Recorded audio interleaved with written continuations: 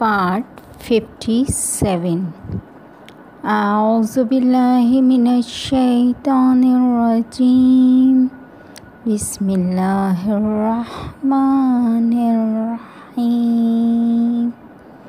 ये काशाने बसीरत का audio book channel है और आपके ज़ेरे समात किताब है इस्लामी तहज़ीब व सक़ाफ़त, जिसके मौलिफ़ हैं डॉक्टर अली अकबर विलायती, मुतरज्जिम हैं मारिफ इस्लाम पब्लिशर्स। इसका आप 57 पार्ट समात कर रहे हैं। नवां बाब इस्लामी तहज़ीब व तमद्दुन के जुमूद व ज़वाल पे आखिरी असबाब, सफ़ा नंबर 292। हम मशरिक़ शनासी का उन्वान पढ़ रहे हैं। अब हम आपको बताते हैं कि मैक्सिम रोडिन्सन, जो कि बज़ाते ख़ुद मशरिक़ शनासी के हवाले से एक मारूफ़ शख्सियत हैं, वो इस्लामी उसूलों के बारे में हार्टमैन और लियोन किटेन के तर्ज़ अमल और तहरीर की तरफ इशारा करते हैं और बताते हैं कि इन दो अफराद ने इस्लाम और इसकी तारीख़ का तज्ज़िया करते हुए महज़ इक़्तिसादी मसले को महवर करार दिया है और इस पे अपनी आरा दी। रोडिन्सन इन दोनों के नज़रियात पे तनक़ीद करते हुए इन नज़रियात और आरा को इस ज़माने में मौजूद और हालात से मुतासिर शुदा करार देते हैं।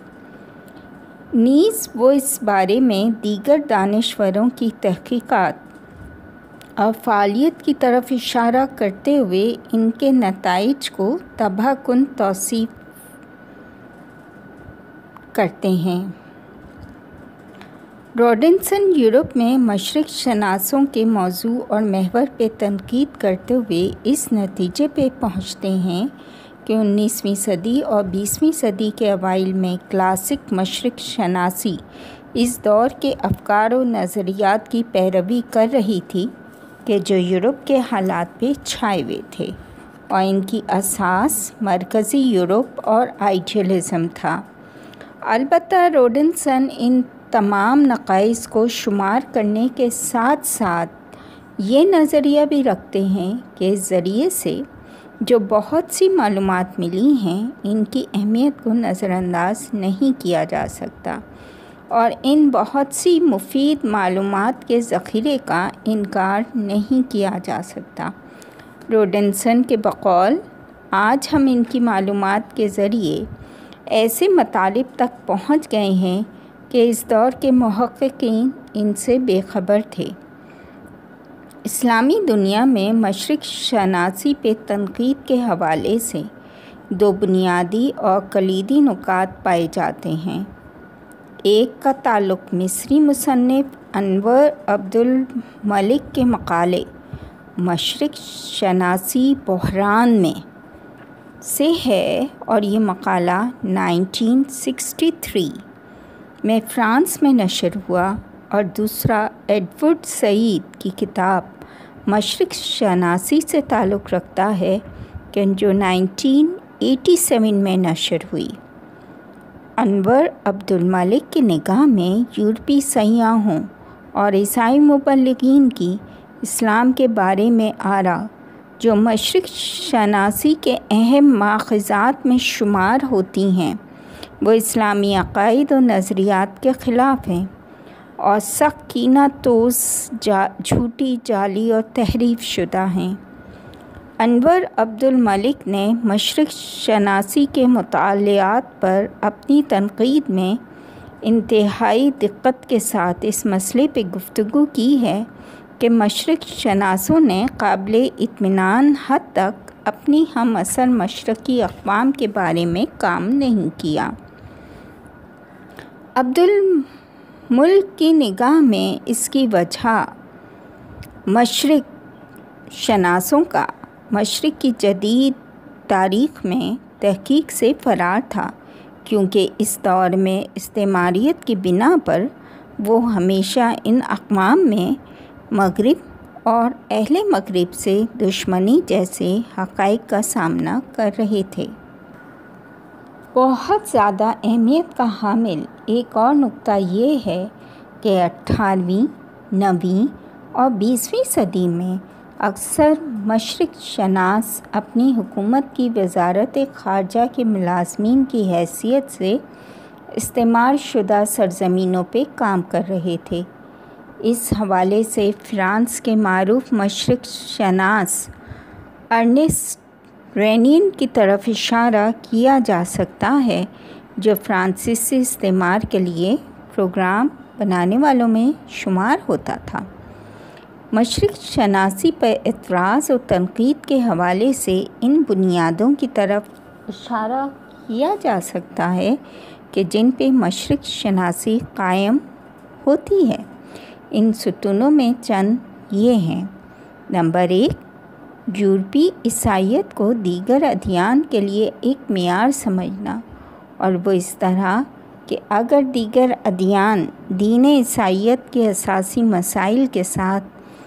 ہم آہنگ اور مطابقت نہ رکھتے ہوں تو انہیں رد کر دیا جائے۔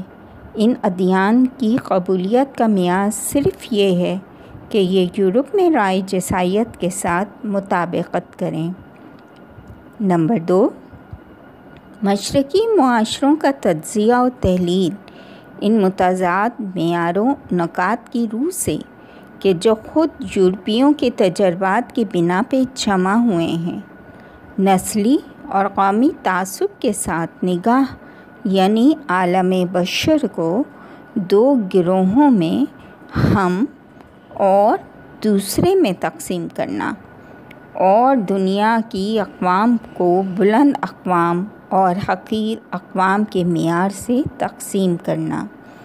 اس ترتیب سے مشرق شناس لوگ یورپیوں کی خصوصیات میں انہیں تمدن ساز اور صاحبان ایجادات سے یاد کرتے ہیں، جبکہ سامی اور عرب ان کی نگاہ و تحقیق میں فکر و آرا کے اعتبار سے سطحی ذہن رکھنے والے ہیں۔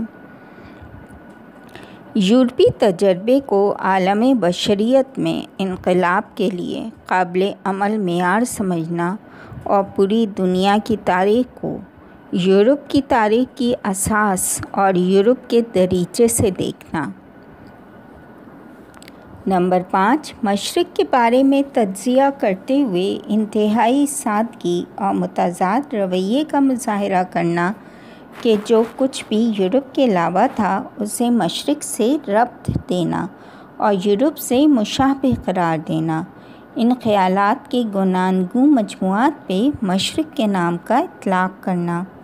مجموعی طور پہ مشرق شناسوں اور استعمار میں وابستگی اور مشرق شناسوں کے استعمار گر حکومتوں کی خدمت کرنے کو ایلین رشین کے نظر کے مطابق مندرجہ ذیل صورت میں واضح کیا جا سکتا ہے۔ اب یہاں پر کتاب میں ایک ٹرائنگل بنا ہوا ہے جس میں سب سے پہلے مغربی حکومتیں، حکام کا طبقہ تسلط کے ذریعے مشرقی ممالک تک پہنچا۔ مشرق کی تصویر پیش کرتے ہوئے دوسرے کونا ٹرائنگل کا مشرق شناسان کے طور پہ سامنے آیا، اور پھر نصیحت اور رہنمائی کرتے ہوئے دوبارہ مغربی حکومتوں اور حکام کے طبقے تک پہنچ گیا۔ بعض مشرق شناس مشرقی ممالک اور اقوام کے بارے میں مطالعہ کرتے ہیں اور ان کی ایک تصویر پیش کرتے ہیں، پھر اس تصویر کو دیکھتے ہوئے استعمار گر حکومتوں کو رہنمائی اور نصیحت کرتے ہیں تاکہ وہ مشرقی ممالک پر اپنے تسلط اور حکومت کو جاری رکھیں۔ عہد حاضر کا مشرق شناس بھی اگر کوشش کرے کہ مشرقی ممالک اور اقوام کے بارے میں ایک حقیقی تصویر کشی کرے،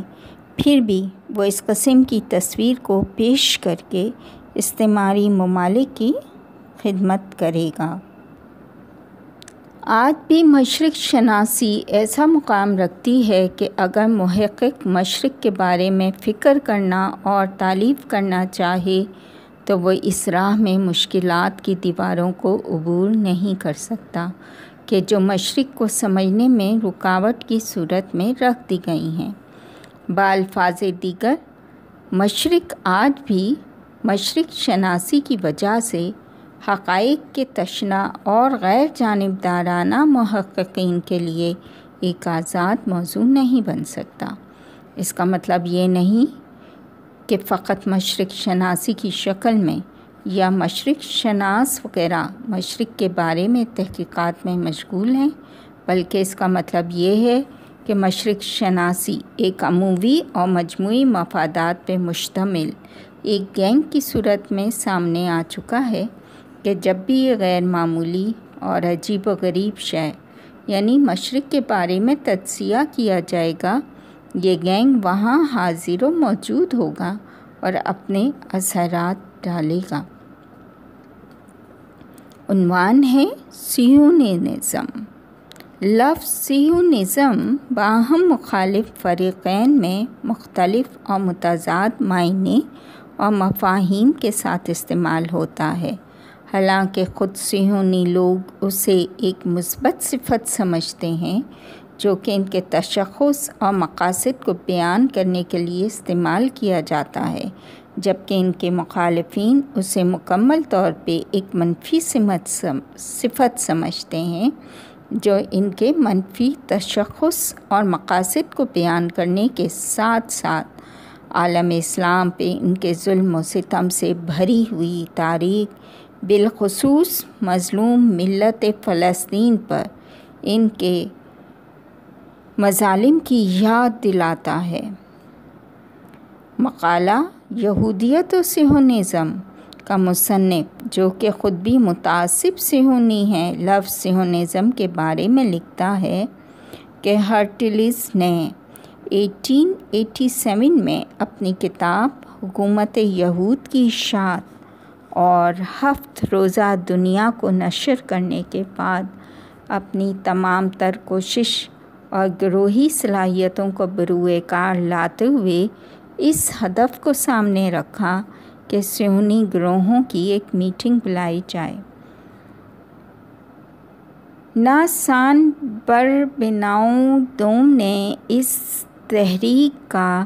نام صہیونزم رکھا اور 1890 میں اس نے پہلی بار اپنے اخبار میں خودرہائے اپنے آپ کو آزاد کرنے کے عنوان سے اس کلمے کو استعمال کیا۔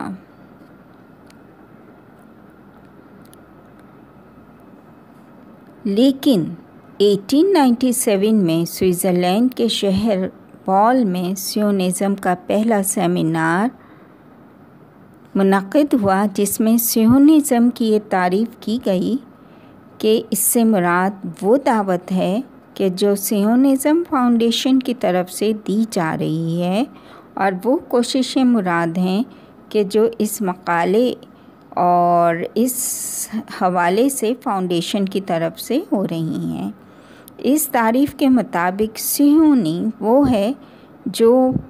بال کے سیمینار پہ عقیدہ رکھے اور اسے قبول کرے۔ عبدالوہاب